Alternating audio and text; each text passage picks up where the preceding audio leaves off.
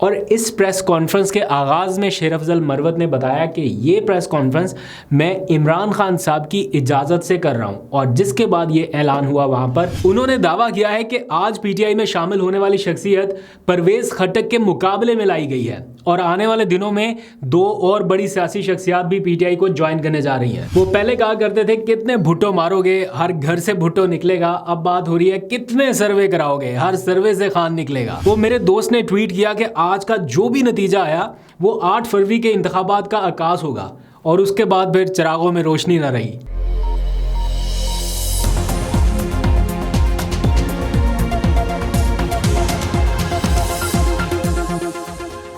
बिस्मिल्लाहिर्रहमानिर्रहीम, अस्सलाम वालेकुम। पाकिस्तान और दुनिया भर में देखने और सुनने वालों को अब्दुल कादिर का सलाम। एक वक्त था जब नारा लगता था वोट को इज्जत दो। आजकल जो है वो पोल को इज्जत दो की सिचुएशन शुरू हो गई है और इस वक्त कौन सी सियासी जमात मकबूल तरीन है ये सोशल मीडिया के ऊपर एक टॉप ट्रेंड है जिसमें सर्वे कराए जा रहे हैं। वैसे तो इलेक्शन कमीशन ने पाबंदी लगा रखी थी टीवी चैनल्स के ऊपर कि वो इंतखाबी ज़ाब्ता इखलाक के मुताबिक जो उन्होंने रिसेंट जारी किया था कि सर्वेज़ के ऊपर पाबंदी होगी। क्यों होगी उसकी वजह आपको पता है, लेकिन उसके बावजूद सोशल मीडिया के ऊपर जो सर्वेज़ हो रहे हैं उनमें हैरान कुन तो मैं नहीं कह सकता क्योंकि ऑब्वियसली ये प्रेडिक्शन तो है ही, लेकिन बिल्कुल ही वन साइडेड मुकाबला नज़र आ रहा है और इमरान खान हर सर्वे में जीतते जा रहे हैं। 5-6 सर्वे हो चुके, एक एक करके मैं आपको बताऊंगा और एक दिलचस्प इस सारे मामले में कहानी भी है, वो भी आपको सुनाता हूँ कुछ ही देर में। लेकिन पहले ज़रा सी पॉलिटिकल सिचुएशन के ऊपर बात कर लेते हैं। पाकिस्तान तहरीक इंसाफ में कुछ नई ज्वाइनिंग्स भी हो रही हैं, वो भी आपको मैंने बतानी है। आज परवेज़ खट्टक के मुकाबले में एक उम्मीदवार को पीटीआई में शामिल किया गया एक ऐसे वक्त में जब प्रेस कॉन्फ्रेंसेस हो रही हैं, लोग पार्टियां छोड़ के पीटीआई को छोड़ के ख़ास तौर पे जा रहे हैं। ऐसे में पीटीआई में शमूलियत होना और आने वाले दिनों में मज़ीद इम्कानात हैं, तो वो भी आपको बताऊंगा। लेकिन एक और अहम इशू ये कि कल पाकिस्तान तहरीक इंसाफ ने एक पॉलिटिकल इंगेजमेंट कमेटी कायम की और इस कमेटी का मकसद ये था कि इस इंतखाबी माहौल में बातचीत का दायराकार किसी तरह से बढ़ाया जाए। ये नोटिफिकेशन पाकिस्तान तहरीक इंसाफ के जो सेक्रेटरी जनरल हैं उमर अयूब उनकी जानिब से जारी किया गया। लेकिन आज पीटीआई के जो एडिशनल सेक्रेटरी जनरल हैं अली नवाज़ अवान, जिनका ताल्लुक इस्लामाबाद से है, मुबैना तौर पर इतलात आ रही हैं कि वो गिरफ़्तार हो चुके हैं। उनके साथ मुल्तान से आमिर डोगर भी। आमिर डोगर ने तो शायद कोई हैट्रिक, डबल हैट्रिक कर लिया गिरफ़्तारी में। वो कितनी बार गिरफ़्तार हुए, रिहा हुए, फिर गिरफ़्तार हुए, फिर रिहा होते हैं, फिर पकड़े जाते हैं। तो आज ये ताज़ा तरीन ख़बर ये थी कि आमिर डोगर और अली नवाज़ अवान गिरफ़्तार हुए एक ऐसे माहौल में जब पीटीआई ये कह रही है कि बातचीत की जाए, मामलात को अफ़ाम व तफ़हीम से आगे बढ़ाया जाए, लेकिन ऐसा कुछ नहीं हो रहा। और ये भी अब तो ज़ुबान ज़द आम एक चीज़ है ना कि लेवल प्लेइंग फील्ड नहीं मिल रही, सिवाय एक जमात के बाकी किसी को नहीं मिल रही। और वो जमात भी ये दावा कर रही है, आज जावेद लतीफ़ मुस्लिम लीग नून के रहनुमा हैं, उन्होंने भी कह दिया कि मुस्लिम लीग नून को लेवल प्लेइंग फील्ड नहीं मिल रही।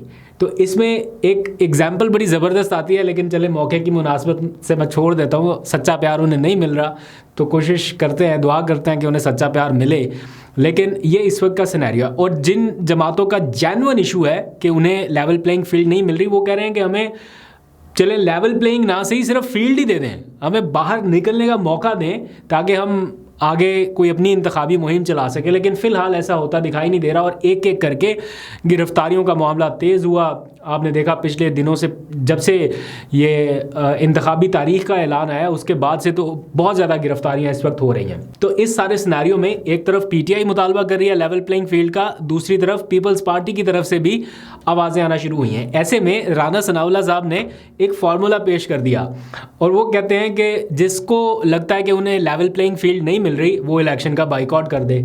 बड़ा ज़बरदस्त उन्होंने सलूशन दिया है। वो पहले भी एक बार कह चुके हैं कि अगर इमरान खान को लगता है कि वो इंतखाबात चाहते हैं तो तोड़ दे पंजाब की असम्बलियाँ। इस बार वो प्रोवोक कर रहे हैं कि इंतखाबात का बाइकआउट कर दिया जाए। तो ये तो कोई सलूशन नहीं है। इमरान खान तो जेल से बैठे भी ये पैगामात भेज रहे हैं कि कोई एक हलका भी उन्होंने खाली नहीं छोड़ना, जहाँ पर भी इलेक्शन होगा वहाँ पे उनका उम्मीदवार होगा। आई डोंट नो कि वो किसी सियासी जमात से इलाक़ करेंगे या नहीं, सिवाय उनके जो चंद छोटी जमातें जिन्होंने मुश्किल वक्त में उनका साथ दिया, उसके अलावा वो किसी के साथ नहीं जाने वाले। और जो पॉपुलैरिटी इस वक्त है इमरान खान की या पीटीआई की, उन्हें सूट ही नहीं करता कि वो इलेक्शन का बाइकआउट कर दे, और ना उन्हें करना चाहिए। अब आ जाएं असल सिचुएशन की तरफ। इस वक्त पॉपुलैरिटी की बात मैं क्यों कर रहा हूँ, एक सर्वे हुआ, दूसरा सर्वे, तीसरा, चौथा, पांचवा, किसी में तो जीतो, किसी में भी मुकाबला नहीं कर पा रहे, और हर तरफ एक तरफा मुकाबला नजर आया, सिवाय एक के जो इकरारुल हसन ने पोल करवाया, उसमें किसी हद तक उनका मार्जिन बढ़ा। और वो कैसे बढ़ता है, क्या होता है, आई डोंट नो एग्जैक्टली, लेकिन कुछ लोग कहते हैं कि इसमें बॉट्स का बड़ा किरदार है। लेकिन जो जेन्युइन कुछ पोल्स करवाए गए, फॉर एग्जांपल पीएमएलएन के अपने डिजिटल मीडिया ने कराया, उन्होंने डिसोन ही कर दिया, उन्होंने कहा ये हमारा है ही नहीं। हालांकि वो कब से वेरीफाइड अकाउंट जो है, खैर आजकल वेरीफाइड अकाउंट की तो कोई इतनी वैल्यू रही नहीं है, कोई भी करा सकता है, बट स्टिल जो अकाउंट उनका नैरेटिव चला रहा है, बेशक वो उनसे एफिलिएटेड ना भी हो, एक लम्हे के लिए मान ले, लेकिन उसकी पूरी फैन फॉलोइंग पीएमएलएन की है, सारा कंटेंट पीएमएलएन का है, सारा कंटेंट एंटी पीटीआई है, बट स्टिल वो उनके पोल में हार गए और पोल डिलीट कर दिया। फिर एक और स्क्रीनशॉट भी मेरे पास आया, मैं वेरीफाई नहीं इसको कर सकता कि ये जेन्युइन स्क्रीनशॉट है जो डिलीट हुआ, लेकिन बज़ाहिर लग रहा है कि सुनो टीवी ने भी गालबन कोई पोल करवाया, और बाद में जब इमरान खान की जो बार थी वो सबको पीछे छोड़ दी, आगे निकल गई, तो उन्होंने वो भी डिलीट कर दिया। बहरहाल मैं इसको मज़ीद भी वेरीफाई करूँगा। और फिर एक और आज का ताज़ा सर्वे सामने आया है, वो नियो न्यूज़ ने कराया है। अब नियो चैनल जो है वो बहुत हद तक एंटी पीटीआई एक तरह से चलता है, जितना मैंने ऑब्जर्व किया है। तो उस चैनल के सर्वे के ऊपर भी इमरान खान सबसे आगे हैं, और वो खैर उन्होंने उसका ग्राफिक बना के भी शाया कर दिया कि जनाब ये हमने सर्वे कराया और ये इसके रिजल्ट है। जो भी हो, एटलीस्ट डिलीट तो नहीं किया ना करना चाहिए, तो पोल को इज्जत जो है वो मिलनी चाहिए। और जो सबसे इंटरेस्टिंग चीज़ हुई इस सारे मामले में, वो था सिटी 42 नेटवर्क का, यानी मोहसिन नकवी साहब जो निगरान वज़ीर आला पंजाब हैं, उनके नेटवर्क का। और फिर गैलप सर्वे का भी वो पहले आ चुका है, उसमें भी हम देख चुके हैं। तो जो सिटी 42 वाला हुआ, उसमें क्या दिलचस्प मामला हुआ कि जितने उनके टेक्निकल स्टाफ थे, 6 चैनल्स हैं सिटी न्यूज़ नेटवर्क के पूरे पाकिस्तान में, 6 चैनल्स के जितना टेक्निकल स्टाफ है, जितना सपोर्टिंग स्टाफ है, जितने रिपोर्टर्स हैं, एंकर्स हैं, कैमरामैन्स हैं, व्हाटएवर जो कुछ भी है, प्रोडक्शन टीम में भी अगर कोई है, तो सबको मिला के उन्होंने वहाँ पर एक इंतखाबी माहौल बनाया। तो हमारे एक दोस्त हैं, उन्होंने ट्वीट करके बताया कि जनाब ये एक्टिविटी हो रही है चैनल में, और आज का जो भी नतीजा होगा वो 8 फरवरी के इंतखाबात का तकरीबन आगाज़ ही होगा। और उसके बाद फिर मैं देखता रहा कि उनकी टाइमलाइन पे कोई नतीजे का कोई ट्वीट आए, कुछ पता चले क्या हुआ, लेकिन मुझे लगता है फिर चिरागों में रोशनी नहीं रही। और मैं अभी तक लाइल हूँ कि इससे क्या नतीजा आया या क्या अनाउंसमेंट की गई, मैं इसको रीचेक भी करूँगा। लेकिन आखिरी लम्हा तक उसी न्यूज़ चैनल के ऑफिसेज़ में वज़ीर आज़म इमरान खान के नारे गूंज रहे थे। जो फुटेजेस, जो विजुअल्स अभी तक सामने आए हैं, अभी मुझे पता नहीं कि उसका कंप्लीट रिजल्ट क्या है, वो मैं नेक्स्ट व्लॉग में चेक करके आपको बता दूंगा। लेकिन कहने का मतलब ये है कि जितने भी सर्वेज हो रहे हैं, जितने भी पोल्स हो रहे हैं, ये इतने करा के मुझे लगता है आपने फिर इलेक्शन डिले करा लेना है। जितनी बड़ी तादाद में आप इमरान खान को वोट डालते हैं, कंसर्न्स उतनी ज़्यादा बढ़ जाते हैं कि इस वजह से भी इलेक्शन डिले ना हो जाए। एनीवेज, इसका मुकाबला कैसे करना है, इसको काउंटर कैसे करना है, सिंपल तरीका है। इमरान खान के जितने उम्मीदवार हैं, पकड़ दकड़ हो, गिरफ्तारियां और उनसे जो लाताल्लुकी के ऐलानात, ये सारा कुछ सामने आ जाए। जैसे अली नवाज अवान है, उन्होंने पहले एक हल्फन एक वीडियो दे दी, कुरान पाक के ऊपर हाथ रखे गए, आज के बाद मेरा अगर कोई ऐसा बयान आए तो वो मेरा नहीं होगा। तो अगर आज के बाद वो आके किसी भी तरह से टीवी चैनल्स पर या वैसे कोई बयान दे देते हैं या पार्टी से लाताल्लुकी का ऐलान करते हैं, तो उसकी क्या वैल्यू होगी, बताने की ज़रूरत नहीं है। अच्छा, अब जो है एक तो पैटर्न ये चला था कि पीटीआई से लोग निकल के जा रहे थे। अब आज एक ताज़ा पेशरफ्त ये हुई कि जेयूआई के रुकन दाऊद खटक जिनका नाम है, वो आज आए इस्लामाबाद प्रेस क्लब में, शेर अफजल मरवत के साथ उन्होंने प्रेस कॉन्फ्रेंस की।